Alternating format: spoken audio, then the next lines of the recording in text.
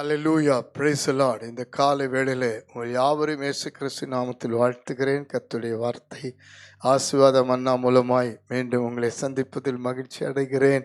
இந்த நாளிலும் கூட கர்த்தர் உங்கள் வாழ்க்கைக்கு ஏற்ற ஒரு நல்ல தீர்க்க தரிசனமான வார்த்தையை பேசி உங்களை, உங்கள் காரியங்களை, உங்கள் சகலத்தையும் ஆசீர்வதித்து உங்களை மேன்மைப்படுத்த வல்லவராயிருக்கிறார்.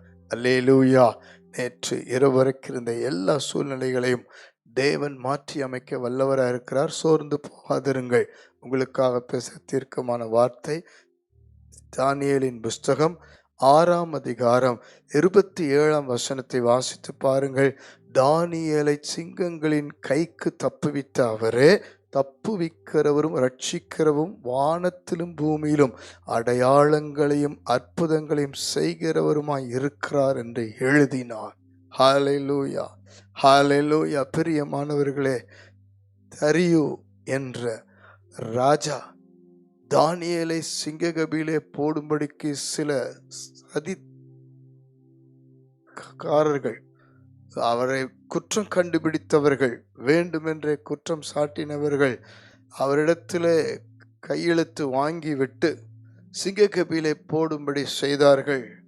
ஆனால் கர்த்தர் தானியேலோடு இருந்தபடியினால் தானியேலை சிங்கங்கள் சேதப்படுத்தாதபடி கர்த்தர் விடுவித்தார். ஹல்லேலூயா.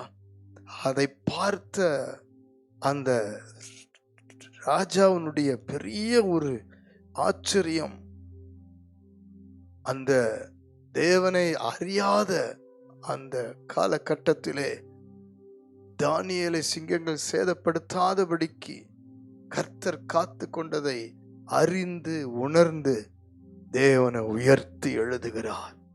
இன்றைக்கு ஆண்டவர் சொல்லுகிறார், சில சிங்கங்களின் கெபி, சில சிங்கங்கள் நம்முடைய வாழ்க்கையில சவாலாய் வரலாம்.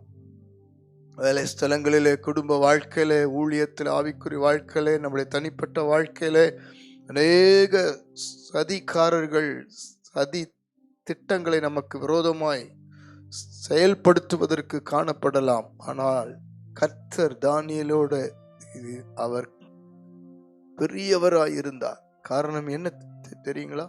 தேவன் தானியேலுடைய ஜெப வாழ்க்கையை கவனித்தார். தானியேலுடைய விசுவாசத்தை கவனித்தார். தானியேல் உண்மை உள்ளவனாய் இருந்ததை கவனித்தார். நம்முடைய வாழ்க்கையில கூட தேவன் சில காரியங்களை கவனிக்கிறார். பிரச்சனைகள், போராட்டங்கள், பற்றாக்குறைகள், நெருக்கங்கள், விரோதங்கள் எல்லாம் தான் நாம் பார்த்து கொண்டிருக்கிறோம். ஆனால் அதன் நடுவிலே நாம் கர்த்தருக்கு முன்பாக எப்படி இருக்கிறோம் என்று கர்த்தர் கவனிக்கிறார். பாருங்கள், தானியேல் 3 வேளை தவறாமல் ஜெபிக்கிறவர். நம்முடைய வாழ்க்கையில ஜெபம் மிக முக்கியமானது. ஒவ்வொரு நேரமும், ஒவ்வொரு காரியம் முடிகிற வரைக்கும், கர்த்தரிடத்திலிருந்து ஒரு ஜெயம் வருகிற வரைக்கும், ஒரு வெற்றி வருகிற வரைக்கும் தொடர்ந்து நாம் ஜெபிப்போம். அது மாத்திரமல்ல, விசுவாசித்திருந்தபடினால் ஒரு சேதமும் காணப்படவில்லை என்று 6ஆம் அதிகாரம் 22ஆம் வசனத்தில் வாசிக்கிறோம். விசுவாசித்து எவ்வளோ பிரச்சனை, எவ்வளோ போராட்டம், எவ்வளோ யுத்தம் நம்மை சூழ்ந்தாலும் தேவன் நம்மை விடுவிப்பார் என்று விசுவாசம் வேண்டும். அல்லேலூயா. உங்களை மாத்திரமல்ல, பிள்ளைகளை, குடும்பத்தை, இப்பொழுது இன்னைக்கு வரைக்கும் இருக்கிற இக்கட்டான நிலைமை, கடன் பிரச்சனை, போராட்டங்கள், பற்றாக்குறை எல்லாம் விடுவிப்பார். கர்த்தரால் முடியும். தேவன் சிங்கங்களின் கெபியிலே தானியேல் போடப்பட்டபடி சிங்கங்களின் வாயை கட்டி போட்டு ஆரம்பாருங்க. அப்ப தேவனுக்கு எல்லாவற்றின் மேலும் அதிகாரம் உண்டு, ஆளுகை உண்டு. இன்றைக்கு பிசாசுடைய கிரிகளை தேவன் கட்டி போட முடியும். விரோதமான நாவுகளை கட்டி போட முடியும். விரோதமான தீய சக்திகளை தேவன் சுட்டரிக்க முடியும். அது மாத்திரமல்ல, நாம் நம்முடைய வேலையிலே, குடும்பத்திலே, தேவனுடைய காரியத்திலே, ஊழியத்திலே உண்மையா இருக்கும் பொழுது கர்த்தர் நமக்குள் அற்புதம் நடப்பிப்பார். உங்க வாழ்க்கையில தேவன் அதை எதிர்பார்க்கிறார். நாம் இப்பொழுது கண்களை மூடி ஜெபிக்கலாமா? ஆண்டவரிடத்துல கேளுங்க.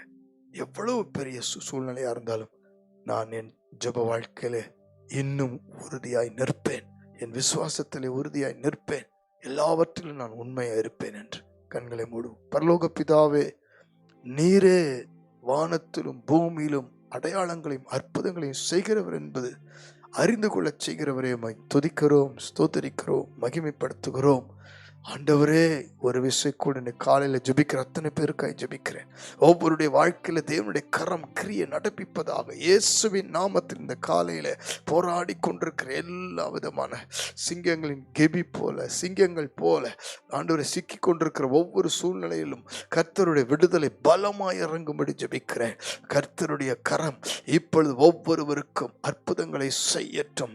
ஆண்டவர் யார் என்பதை காண்பிக்கிற அடையாளங்கள் நடக்கட்டும். வியாதியா இருக்கலாம், ஒன்றுமே முடியாது கடைசி கட்டம் என்று சொல்லி கூட இருக்கலாம், கடன் பிரச்சனை மீள முடியாது என்ற முடிவு இருக்கலாம். எல்லாவற்றிலும் கர்த்தருடைய அற்புதங்கள் அடையாளங்கள் நடக்கட்டும் என்று ஜெபிக்கிறேன்.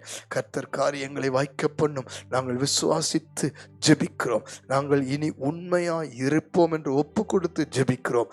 இன்றைக்கு ஜெபிக்கிற அத்தனை பேருடைய வாழ்க்கையிலும் தொடர்ச்சியாய் அற்புத அடையாளங்கள் நடக்கட்டும். கர்த்தர் தாமே எங்களை சாட்சியாய் அநேகருக்கு நிறுத்தும்படி ஜெபிக்கிறோம். இயேசு கிறிஸ்துவின் நாமத்தினாலே ஆண்டவர் நாமம் உயர்த்தப்பட ஜெபிக்கிறோம். ஜீவனுள்ள நல்ல பிதாவே, ஆமென், ஆமென், ஆமென். God bless you. அற்புத அடையாளம் செய்வார், சாட்சியாய் நிறுத்துவார்.